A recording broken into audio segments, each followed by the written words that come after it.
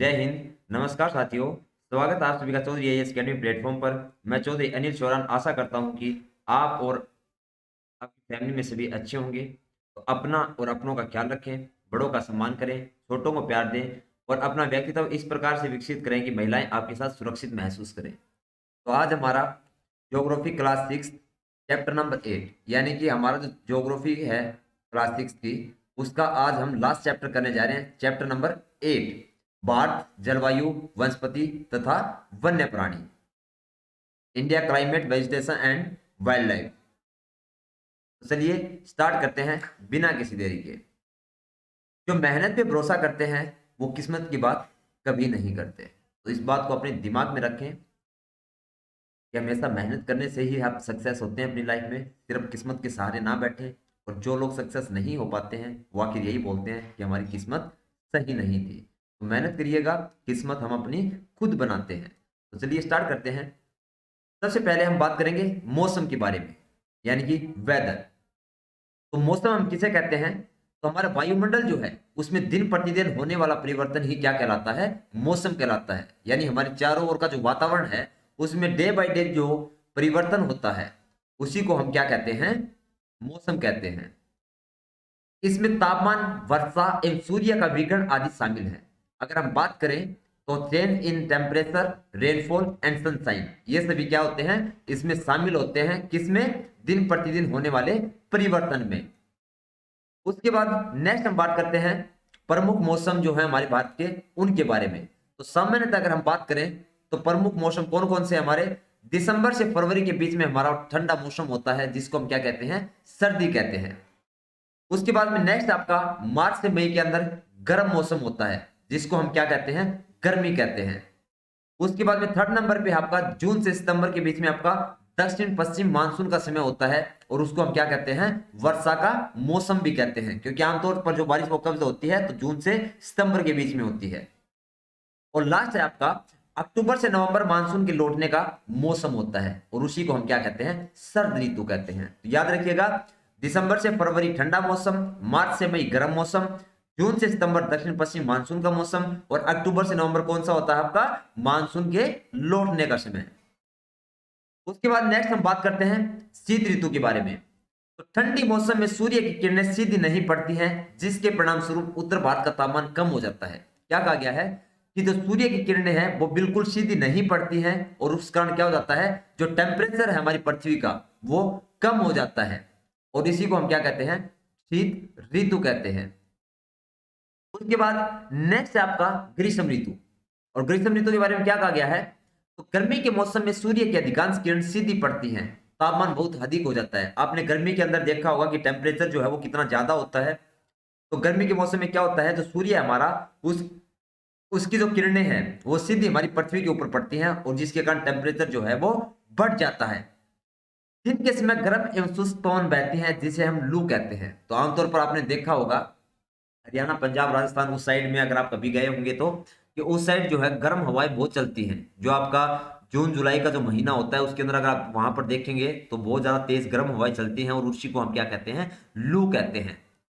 उसके बाद नेक्स्ट है आपका दक्षिण पश्चिम मानसून या फिर वर्षा का मौसम। तो सबसे पहले आपको क्या दिया गया है? यह मानसून के आने एवं आगे बढ़ने का मौसम होता है। आपको पता है इसी मौसम के अंदर क्या होती है? बारिश होती है। तो यह मानसून के आने और आगे बढ़ने का मौसम इसको कहा जाता है। इस समय पवन बंगाल की खाड़ी एवं अरब सागर से सतल की ओर बहती है। क्या कहा गया है? जो दक्षिण पश्चिम मानसून या फिर वर्षा का मौसम जो होता है उसमें जो हवाएं चल रही होती हैं वो बंगाल की खाड़ी और जो हमारा अरब सागर है उससे हमारे जो मैदानी जो भाग हैं, पृथ्वी के जो भाग हैं, उसकी ओर हवा बहती है। यह अपने साथ नमी भी लाती है। और क्या कहा गया है? कि जो ये हमारी पृथ्वी के ऊपर जो हवाएं चलती हैं उस टाइम में बंगाल की खाड़ी से अरब सागर की ओर जो आती हैं वो अपने साथ क्या करती हैं? वो अपने साथ नमी को भी लेकर आती हैं, क्योंकि वो पानी से स्थल की तरह बह रही होती है। जब ये पवनें पहाड़ों से टकराती हैं तब वर्षा होती है। और क्या कहा गया है? जब ये जो पवनें होती है तो ये अपने साथ नमी लेके आती है, यानी कि उसी के अंदर पानी भी होता है। तो जब ये ऊंचे ऊंचे जो पहाड़ है हमारे, उससे जब ये टकराती है तो क्या होता है? उसी कारण से हमारे भारत के अंदर बारिश होती है। उसके बाद नेक्स्ट है मानसून के लौटने का समय या फिर शरद ऋतु जिसको हम कहते हैं। तो इस समय क्या होता है, पवन स्थल भाग से लौटकर बंगाल की खाड़ी की ओर बहती है। पीछे हमने देखा था कि जो मौसम जो है उसके अंदर क्या था पीछे वाले में, कि जो पवन है वो आपकी अरब सागर से लेकर, अरब की खाड़ी से लेकर और इससे किसकी ओर बहती है, तो स्थल की ओर बहती है। लेकिन मानसून के लौटने का जो समय होता है उसमें इसके विपरीत होता है। क्या होता है, जो पवनें होती है वो क्या करती है, स्थल भागों से लेकर बंगाल की खाड़ी की ओर बहना शुरू कर देती है। यह मानसून के लौटने का समय होता है और इसी को हम क्या कहते हैं, मानसून के लौटने का समय कहते हैं। भारत के दक्षिण जो भाग हैं, विशेषकर अगर हम बात करें तो आपका जो तमिलनाडु है और आंध्र प्रदेश है, इस मौसम में वहां पर वर्षा होती है। यानी कि जो आपका तमिलनाडु और आंध्र प्रदेश है वहां पर लौटते हुए मानसून के कारण क्या होती है, बारिश होती है। उसके बाद नेक्स्ट आपको क्या दिया गया है, जलवायु। किसी स्थान पर अनेक वर्षों में मापी गई मौसम की औसत दशा को हम क्या कहते हैं, जलवायु कहते हैं। तो जलवायु किसे कहते हैं हम, तो कोई भी जगह होती है वहां पर बहुत सारी सालों को मिलाकर जो मौसम की औसतन दशा को मापा जाता है और उसी को हम क्या कहते हैं, जलवायु कहते हैं। भारत की जलवायु की अगर हम बात करें तो यह साधारण तौर पर मानसूनी जलवायु कहलाती है। क्या कहते हैं हमारी भारतीय जलवायु को, तो मानसूनी जलवायु कहते हैं। मानसून शब्द कहां से निकला है, तो अरबी भाषा के मौसम से लिया गया है और इसका अर्थ क्या होता है, तो इसका अर्थ होता है मौसम। तो याद रखिएगा, मानसून शब्द की जो उत्पत्ति है वो कौन सी भाषा से हुई है, अरबी भाषा के मौसम से। और मौसम का अर्थ क्या होता है, मौसम यानी कि सीजन। भारत की स्थिति उष्णकटिबंध में होने के कारण अधिकतर वर्षा मानसूनी पवनों से ही होती है। क्या कहा गया है, जो हमारे भारत की स्थिति है वो कैसी है, तो उष्णकटिबंधीय है और इसी कारण यहाँ पर क्या होता है, जो ज्यादातर बारिश है वो मानसूनी पवनें जो होती है उन्हीं के कारण होती है। और मानसूनी पवनें हमने पढ़ा था क्या होती हैं, जो बंगाल की खाड़ी से या अरब सागर से हमारे स्थलीय भागों की ओर बहती है और फिर जब वो पहाड़ों से टकराती है तो क्या होता है, बारिश होती है। फिर नेक्स्ट हम देखते हैं, किसी स्थान की जलवायु कहाँ किस किस पर निर्भर करती है, तो उस जगह की स्थिति के ऊपर यानी कि लोकेशन पर, ऊंचाई यानी एल्टीट्यूड पर, और समुद्र से दूरी यानी डिस्टेंस पर, एंड उच्चाव यानी कि रिलीफ पर। तो किस किस के ऊपर निर्भर करती है हमारी जलवायु, स्थिति, ऊंचाई, समुद्र, दूरी और उच्चावच पर निर्भर करती है। इसीलिए हमें भारत की जलवायु में क्षेत्रीय विभिन्नता का अनुभव होता है। क्या कहा गया है कि जो हमारी जलवायु है उसमें परिवर्तन हमेशा किस किस वजह से होता है वो हमने पढ़ा। तो इसीलिए हमारे भारत देश की अगर हम बात करें तो वहां पे अलग अलग क्षेत्र में हम जैसे जैसे जाएंगे तो वहां की जो जलवायु है वो हमें अलग अलग मिलेगी। उसका रीजन क्या है, क्योंकि हमारी जलवायु परिवर्तन है वो ऊंचाई के साथ साथ समुद्री तल के पास जाएंगे तो वहां पर अगर हमारा डिस्टेंस दूर हो जाता है कि हम हरियाणा में है, फिर अगर हम पंजाब की बात करें तो जो डिस्टेंस होता है उसके कारण भी क्या हो जाता है, आपकी अलग अलग जगह की लोकेशन के ऊपर क्या मिलता है, आपको अलग अलग टेम्परेचर मिलता है, अलग अलग जलवायु मिलती है। अगला क्या कहा गया है, राजस्थान के मरुस्थल में स्थित जैसलमेर एवं बीकानेर बहुत गर्म होते हैं जबकि जम्मू एवं कश्मीर के द्रास एवं कारगिल में बर्फीली ठंड पड़ती है। क्या कहा गया है कि जो हमारा राजस्थान है वो आपको पता है कि राजस्थान के अंदर बारिश भी बहुत कम होती है। तो वहां पर अगर हम बात करें तो गर्मियों के मौसम में वहां पर बहुत तेज लुएं चलती हैं, तेज गर्म हवाएं चलती हैं, क्योंकि वहां पे बारिश नामात्र होती है। उसी के साथ अगर हम बात करें जम्मू कश्मीर की, जहां पर द्रास और कारगिल है, तो वहां पे आप देखेंगे हमेशा बहुत ज्यादा ठंड पड़ती है।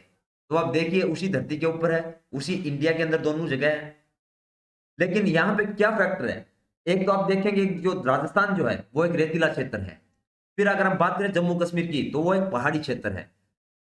फिर यहाँ पर दो चीजें हो जाती हैं, एक तो आपका डिस्टेंस भी है, क्योंकि आपको ने पीछे देखा था कि जलवायु जो वो निर्भर किस पे करती है, स्थिति पर, ऊंचाई पर, समुद्र से दूरी पर। तो यहां पर आप देखेंगे एक तो डिस्टेंस भी बहुत ज्यादा जम्मू कश्मीर और राजस्थान का एक फैक्टर, दूसरा कौन सा है कि वो एक मरुस्थलीय क्षेत्र है जबकि जम्मू कश्मीर एक पहाड़ी क्षेत्र है। नेक्स्ट क्या कहा गया है, तटीय क्षेत्र जैसे मुंबई एवं कोलकाता की जलवायु मध्यम है। तटीय क्षेत्रों की अगर बात करें तो आपको पता है मुंबई और कोलकाता जो है वो समुद्री तट के किनारे बसे हुए हैं। तो वहां पर आप देखेंगे तो मौसम वहां पे क्या होगा, ना तो वहां पर ज्यादा गर्मी होती है और ना ही वहां पर ज्यादा ठंड होती है। यहाँ पर लेकिन आर्द्रता जो है वो बहुत ज्यादा बनी रहती है। नेक्स्ट है, विश्व में सबसे अधिक वर्षा की अगर हम बात करें तो वो आपकी कहां पर होती है, मेघालय में। और मेघालय में कहां पर स्थित है, तो मौसिनराम में। जबकि किसी वर्ष राजस्थान के जैसलमेर में वर्षा होती ही नहीं है। अब देख लीजिए आपके यहीं पे कि अगर हम भारत देश की ही बात करें तो हमारे मेघालय में जो मौसिनराम है वहां पर सबसे ज्यादा बारिश होती है, जबकि जो राजस्थान का जैसलमेर है वहां पर बारिश कई साल तो ऐसे ही बीत जाते हैं जब वहां पर बारिश की एक बूंद तक नहीं गिरती है। तो हमेशा याद रखिए कि आपका जो मौसम है वो डिस्टेंस, आपकी जलवायु जो परिवर्तित होती रहती है डिस्टेंस के अनुसार, एल्टीट्यूड के अनुसार। उसके बाद नेक्स्ट आप देखेंगे उष्णकटिबंधीय सदाबहार वन। तो उष्णकटिबंधीय सदाबहार वन होते हैं, तो उष्णकटिबंधीय वर्षा वन या वन उन क्षेत्रों में पाए जाते हैं जहां वर्षा अधिक होती है। तो उष्णकटिबंधीय सदाबहार वन को हम वर्षा वन भी कह देते हैं। तो ये कहां पर पाए जाते हैं, तो जिस क्षेत्र के अंदर सबसे ज्यादा बारिश होगी वहां पर आपके उष्णकटिबंधीय सदाबहार वन या फिर उष्णकटिबंधीय वर्षा वन पाए जाते हैं। ये इतने घने होते हैं कि सूर्य का प्रकाश जमीन तक नहीं पहुंच पाता। अगर हम बात करें इनकी गहराई की, तो यहाँ पर इतने ज्यादा पेड़ पौधे होते हैं कि अगर सूर्य का जो प्रकाश है वो भी आपकी जमीन तक नहीं पहुंच पाता, वहां पर हमेशा छाया बनी रहती है। नेक्स्ट, वृक्षों की अनेक प्रजातियां इन वनों में पाई जाती है। अब आपको पता है कि उष्णकटिबंधीय सदाबहार वन का मतलब ही सीधा है कि वहां पर हमेशा ये क्षेत्र हरा भरा रहने वाला है। तो यहाँ पर अगर हम बात करें पेड़ पौधों की, तो यहाँ पर बहुत सारी प्रजातियों के पेड़ पौधे भी हमें पाए जाते हैं। उसके बाद नेक्स्ट हम इसको कंटिन्यू करते हैं। यह वर्ष के अलग अलग समय में अपनी पत्तियां गिराते हैं। तो ये जो वन है सदाबहार वन, इसमें आपको पता है कि जो वृक्ष हैं उनकी बहुत सारी प्रजातियां पाई जाती हैं, और इसी के कारण क्या होता है कि कभी तो कोई दूसरा पेड़ अपनी पत्तियां गिरा देता है, उस टाइम में कोई दूसरा पेड़ हरा रह जाता है। जब वो पत्तियां अपनी गिराता है तो फिर पहला वाला जो है उस पर वापस पत्तियां आ जाती हैं। तो इस कारण यहाँ पर क्या होता है, हमेशा ये वन जो आपको हरा भरा दिखाई देगा, क्योंकि यहाँ पर सभी पेड़ पौधों की पत्तियां जो है वो एक साथ नहीं गिरती, जिसके कारण ये हमेशा क्या रहता है, सदाबहार वन बना रहता है। और इसी कारण इसको क्या कहते हैं, सदाबहार वन भी कहते हैं। नेक्स्ट आप डायग्राम में देख रहे हैं, ये हमारा उष्णकटिबंधीय सदाबहार वन है। तो आप देख पा रहे होंगे, आपको चारों तरफ जिस साइड भी आप नजर डालेंगे फोटो में, तो वहां पर आपको हरा भरा दिखाई दे रहा है, क्योंकि इसमें इतने ज्यादा पेड़ पौधे होते हैं कि पता ही नहीं चलता। अगर किसी पेड़ ने अपनी पत्तियां गिरा भी दी तो उस टाइम में दूसरा उसके साथ में हरा वृक्ष खड़ा हुआ होता है, तो पता ही नहीं चलता। तो इसीलिए हमेशा क्या रहता है, हमेशा हरा भरा रहता है, और इसी के नाम पे इसका नाम रख दिया गया सदाबहार वन। नेक्स्ट हम बात करते हैं उष्णकटिबंधीय पतझड़ वन की। तो यह हमारे देश के बहुत बड़े भाग में पाए जाते हैं। इन वनों को मानसूनी वन भी कहा जाता है। तो आपने पीछे देखा सदाबहार वन के बारे में कि जो हमेशा हरे भरे रहते हैं, लेकिन पतझड़ वन वैसे नहीं होते। यहाँ पे क्या होता है, ये अगर बात करें हमारे क्षेत्र की, तो भारत देश में ये बहुत सारे भागों में पाए जाते हैं, लेकिन इनको हम क्या कहते हैं, मानसूनी वन कहते हैं। क्यों, क्योंकि ये कम घने होते हैं और वर्ष में एक निश्चित समय में अपनी क्या कर देते हैं, पत्तियां गिरा देते हैं। जो आपके उष्णकटिबंधीय पतझड़ वन है, तो पतझड़ से ही आपको समझ में आ रहा होगा कि ये एक निश्चित समय में अपनी पत्तियां गिरा देते हैं। इन वनों में पाए जाने वाले पेड़ों की अगर हम बात करें तो कौन कौन से आपके, सोल है, शीशम है, सोल है सॉरी, नीम है और सागौन है। तो ये जो वृक्ष है ये कहां पर पाए जाते हैं आपके, तो उष्णकटिबंधीय पतझड़ वन में पाए जाते हैं। और आपने देखा होगा कि जो सोल है, नीम है और सागौन जो है, ये अपनी पत्तियां जो है वो गिरा देते हैं। उसके बाद आप डायग्राम में देख पा रहे होंगे उष्णकटिबंधीय पतझड़ वन जो है वो, उसकी फोटो आपको दिखाई दे रही होगी स्क्रीन पे। तो आप यहाँ पे देखेंगे कि इनकी पत्तियां जो है नीचे जमीन पे देखिए कितनी गिरी हुई हैं। तो धीरे धीरे करके ये क्या कर देते हैं, अपनी पूरी पत्तियां गिरा देते हैं, और इनके बाद इनके ऊपर नई पत्तियां आती हैं। फिर हम बात करते हैं कंटीली झाड़ियों की। तो कंटीली झाड़ियां इस प्रकार की वनस्पतियां देश के शुष्क भागों में पाई जाती हैं, और इसका एक अच्छा एग्जाम्पल हम क्या ले सकते हैं, राजस्थान का मरुस्थल। तो जो कंटीली झाड़ियां होती हैं, ये जहां पर बारिश बहुत कम होती है उन क्षेत्रों में सबसे ज्यादा पाई जाती है जहां पर पानी की कमी होती है। पानी की क्षति को कम करने के लिए इनकी पत्तियों में बड़े बड़े कांटे होते हैं, और क्या कहा गया है कि एक तो ये वहां पर उगती है जहां पर एक पानी जो है उसकी मात्रा बहुत कम होती है। तो इसके कारण इनके ऊपर क्या होता है, बड़े बड़े कांटे लगे हुए होते हैं। इनके महत्वपूर्ण पेड़ में अगर हम बात करें तो कौन कौन से हैं, तो कैक्टस, खैर और बबूल, ये जो आपके हैं ये क्या है, इसके इंपॉर्टेंट पेड़ पौधे हैं। ये कहां पाए जाते हैं, तो राजस्थान, पंजाब, हरियाणा और जो पश्चिमी घाट की जो पूर्वी ढाल है वहां पर सबसे ज्यादा आपको कंटीली झाड़ियां देखने को मिलती हैं। राजस्थान में अगर आप देखेंगे तो वहां पर आपको सबसे ज्यादा देखने को मिलती हैं। क्यों, क्योंकि वहां पर राजस्थान के अंदर बहुत कम बारिश होती है, और जिस कारण से वहां पर सिर्फ और सिर्फ कंटीली झाड़ियां आपको सबसे ज्यादा देखने को मिलती है। उसके बाद नंबर आता है पंजाब का, फिर हरियाणा का, और फिर हमारे जो पश्चिमी घाट के पूर्वी ढाल है उनके ऊपर भी कंटीली झाड़ियां आपको देखने को मिल जाती हैं। ये आपको डायग्राम देख लीजिए, ये राजस्थान का ही डायग्राम है। तो राजस्थान के अंदर आप देखिए दूर दराज तक आपको पेड़ पौधे बहुत कम दिखाई देते हैं। सबसे ज्यादा आपको ये कंटीली झाड़ियां जो है छोटी छोटी, ये सब जगह पर दिखाई देती हैं। अगर आप राजस्थान में जैसलमेर, बाड़मेर साइड कभी गए होंगे तो आपने देखा भी होगा। नेक्स्ट हम बात करते हैं पर्वतीय वनस्पति के बारे में, जिनको हम पर्वतों में ऊंचाई के अनुसार वनस्पतियों के विभिन्न प्रकार पाए जाते हैं। क्या कहा गया है, पर्वत जो है आपको पता है कुछ नीचे होते हैं, कुछ ऊंचे होते हैं, कुछ बहुत ज्यादा ऊंचे होते हैं, कुछ बादलों से भी ऊंचे होते हैं। तो ऊंचाई के अनुसार वनस्पतियों को हम क्या करते हैं, अलग अलग भागों में डिवाइड कर देते हैं। ऊंचाई बढ़ने के साथ तापमान में कमी आती है। ये आप सभी को पता है कि जैसे जैसे आप ऊपर की तरफ जाएंगे, जैसे जैसे ऊपर की तरफ जाते जाएंगे तो टेम्परेचर जो है, जो आपको एक स्थलीय भागों पे आपको देखने को मिलेगा, एक मैदानी भागों में देखने को मिलेगा, उससे कम टेम्परेचर आपका पहाड़ी क्षेत्र जो होते हैं उनमें हो जाता है। समुद्र तल से 1500 मीटर से लेकर 2500 मीटर की ऊंचाई के बीच पेड़ों का आकार शंक्वाकार होता है। ये पौधे शंकुधारी वृक्ष कहा जाते हैं। क्या कहा गया है, जो अगर बात करें हम समुद्र तल से 1500 और 2500 मीटर की ऊंचाई की, तो वहां पर पेड़ पौधों का आकार कैसा होता है, वो शंकु के आकार जैसे होते हैं, और इसी वजह से उन पेड़ पौधों को हम क्या नाम दे देते हैं, शंकुधारी वृक्ष कह देते हैं। इन वनों के अगर महत्वपूर्ण वृक्षों की अगर हम बात करें तो कौन कौन से यहाँ के, तो चेड़, पाइन एवं देवदार जो है, चेड़, पाइन और देवदार इसके क्या है, महत्वपूर्ण वृक्ष हैं। किसके, पर्वतीय वनस्पति के। आप गए होंगे पहाड़ी क्षेत्रों में तो आपने देखा भी होगा कि वहां पर जो पेड़ पौधे पाए जाते हैं वो शंकु के आकार के होते हैं, नीचे से तो फैले हुए मिलेंगे, फिर धीरे धीरे ऊपर से पतले हमें देखने को मिलते हैं। यहाँ पर एक डायग्राम दिया गया है, देख लीजिए आप, फोटो स्क्रीन पे दिख रही होगा आपको। तो यहाँ पे ऐसे वृक्ष आपने पहाड़ी क्षेत्रों में अगर आप गए हैं, मोस्टली सभी गए होंगे पहाड़ी क्षेत्रों में, तो वहां पर आपने देखा होगा कि जो ऐसे वृक्ष हैं ये कहाँ पाए जाते हैं, सिर्फ पर्वतीय क्षेत्रों में ही आपको देखने को मिलते हैं। फिर हम बात करते हैं मैंग्रोव वन की। तो यह वन खारे पानी में भी रह सकते हैं। क्या कहा गया है, जो मैंग्रोव वन है ये कहां पर आपको रह सकते हैं, तो ये खारे पानी में, यानी कि मैंग्रोव वन की अगर बात करते हैं तो ये खारे पानी में भी उग सकते हैं। यह मुख्यतः कहां पाए जाते हैं, तो पश्चिम बंगाल की सुंदरवन एवं अंडमान एवं निकोबार के द्वीप समूह में ये सबसे ज्यादा देखने को मिलते हैं। अगर हम बात करें मैंग्रोव वन की तो ये कहां कहां पाए जाते हैं, पश्चिम बंगाल की सुंदरवन और अंडमान एवं निकोबार के जो द्वीप समूह है वहां पर मैंग्रोव वन आपको सबसे ज्यादा देखने को मिलते हैं। तो चलिए आपको डायग्राम भी दिखा देते हैं कि मैंग्रोव वन एक्चुअल में दिखाई कैसे देते हैं। तो आप देखिएगा यहाँ पर साथ में ये पानी है और ये खारा पानी होता है, और उसके साथ में आप देखिए जो पौधे हैं वो आपको खड़े हुए दिखाई देंगे। जबकि आमतौर पर हमारे जो स्थलीय भाग के जो पेड़ पौधे होते हैं, अगर उनको हम पानी में रखेंगे तो उनकी जड़ें खराब हो जाती हैं और वो धीरे धीरे वो पौधा जो है वो सूख जाता है। लेकिन मैंग्रोव वन जो होते हैं इनके पौधों के साथ ऐसा नहीं होता, ये पानी में भी हरे भरे आपको दिखाई देते हैं। फिर हम बात करते हैं वनों की। तो हम वनों की आवश्यकता क्यों होती है, तो वन हमारे लिए बहुत ही लाभदायक है।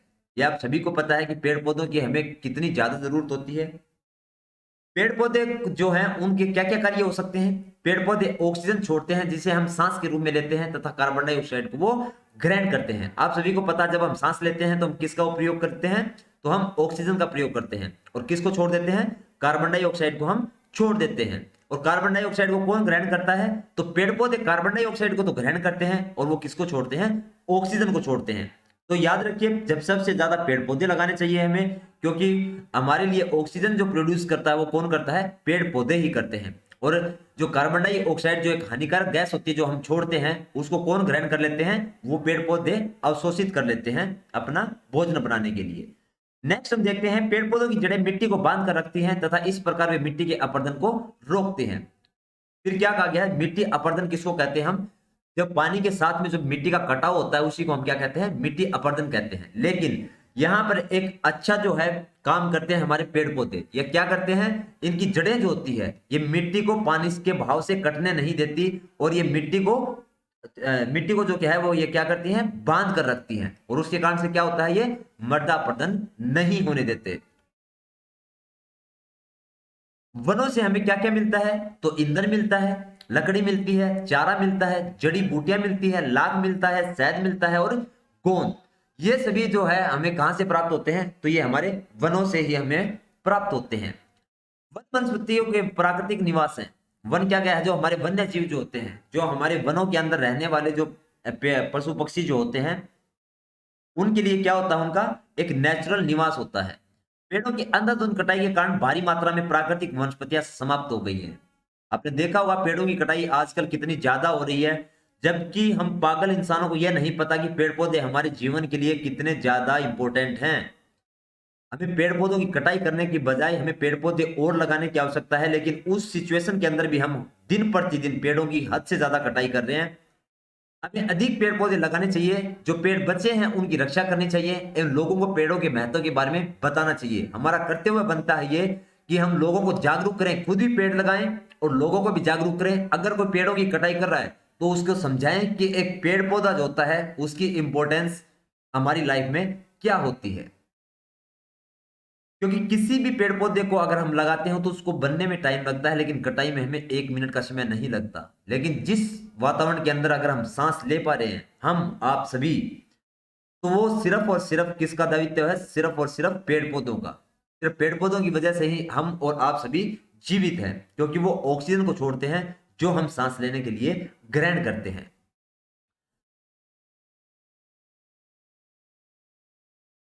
फिर हम बात करते हैं वन्य प्राणी। तो वन विभिन्न प्रकार के वन्य जीवों का निवास होता है। वनों में जंतुओं की हजारों प्रजातियां तथा बड़ी संख्या में विभिन्न प्रकार के सरीसृप, उभयचरों, पक्षियों, स्तनधारियों, कीटों तथा कृमियों का निवास होता है। वन के अंदर रहने वाले प्राणी कौन कौन से होते हैं? तो उनकी बहुत सारी प्रजातियां होती हैं, जैसे सांप हो गए, आपके पक्षी हो गए, स्तनधारी जो कीट होते हैं वो हो गए। तो ये सभी, इनका निवास स्थान क्या होता है? वन होता है। और वनों की हम कटाई कर रहे हैं तो इनकी जो प्रजाति है उसको भी हम क्या कर रहे हैं? खतरे में डाल रहे हैं। क्योंकि अगर पेड़ों की हम कटाई करने लग गए तो ये जो वन्य प्राणी जो है ये कहां पर जाएंगे? बाघ हमारा राष्ट्रीय पशु है, यह देश के विभिन्न भागों में पाया जाता है। अगर हम राष्ट्रीय पशु की बात करें तो हमारे भारत देश का राष्ट्रीय पशु कौन सा है? बाघ है। और बाघ से पहले हमारा राष्ट्रीय पशु कौन सा हुआ करता था? तो शेर हुआ करता था, लेकिन बाद में इसको चेंज कर दिया गया और बाघ को हमारा राष्ट्रीय पशु घोषित कर दिया गया। फिर अगर हम बात करें एशियाई शेरों की, तो एशियाई शेर कहां पर पाए जाते हैं? तो गुजरात के जो गिर वन है वहां पर एशियाई शेरों का निवास स्थान कहा जाता है। फिर अगर हम बात करें एक सींग वाले गेंडे की तो और हाथी की, तो ये कहां पर पाए जाते हैं? तो ये असम के जंगलों में पाए जाते हैं। फिर अगर हम बात करें सिर्फ हाथियों की, तो ये आपको कहां देखने को मिलते हैं? तो केरल और आपका जो कर्नाटक है वहां पर। अगर हम बात करें ऊंट की, तो वो कहां पर पाए जाते हैं? आपको सबसे ज्यादा राजस्थान में पाए जाते हैं। जंगली गधा कहां पाया जाता है? आपका कच्छ के रण में पाया जाता है। जंगली बकरी, हिम तेंदुआ, भालू इत्यादि हिमालय के क्षेत्र में पाए जाते हैं।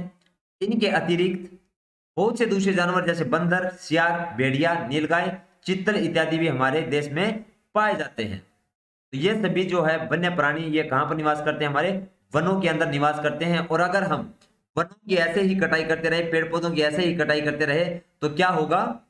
इन सभी की जो है जान खतरे में हम डाल देंगे। क्योंकि अगर वनों की हम कटाई करते रहे तो इनका निवास स्थान जो है उसको हम खत्म कर देंगे। भारत में पक्षियों का भी एक ऐसी प्रचुरता है। मोर हमारा राष्ट्रीय पक्षी है। भारत में पक्षी तोता, मैना, कबूतर, बुलबुल तथा बतख इत्यादि हैं। अगर भारत में हम पक्षियों की बात करें तो पक्षियों की विभिन्न प्रजातियां हमारे भारत में देखने को मिलती हैं। मोर जो है उसको हमारा राष्ट्रीय पक्षी घोषित किया हुआ है। भारत में अगर इनके अलावा और पक्षियों की अगर हम बात करें तो यहाँ पर तोता, मैना, कबूतर, बुलबुल और बतख जो है ये सभी पक्षी भी आपको देखने को मिल जाते हैं। ये आप देखेंगे कि हमारा राष्ट्रीय पशु जो है वो बाघ है और हमारा राष्ट्रीय पक्षी जो है मोर है। तो उन दोनों की फोटो आपको दिखाई गई है कि बाघ आपको कैसा दिखाई देता है, मोर आप सभी ने देखा भी होगा। जिन्होंने नहीं देखा वो यहाँ देख लीजिए। तो इसी के साथ आपका जो ज्योग्राफी है क्लास 6 वो कंप्लीट होती है। आज के 8 चैप्टर हमने कर लिए हैं। अगर आपने नहीं देखे हैं तो प्लेलिस्ट में जाकर देख लें। अच्छे से जो नोट्स हैं वो आप बना लें। कोई भी इंपॉर्टेंट चीज जो थी आपकी वो इस लेक्चर के अंदर हमने नहीं छोड़ी। सभी के सभी लेक्चर में हमने अच्छे से जो हमारी ज्योग्राफी है उसके सभी नोट्स हमने डाले हुए हैं। अगर आप पीडीएफ चाहते हैं तो हमारे टेलीग्राम ग्रुप है, उनको आप ज्वाइन कर लें।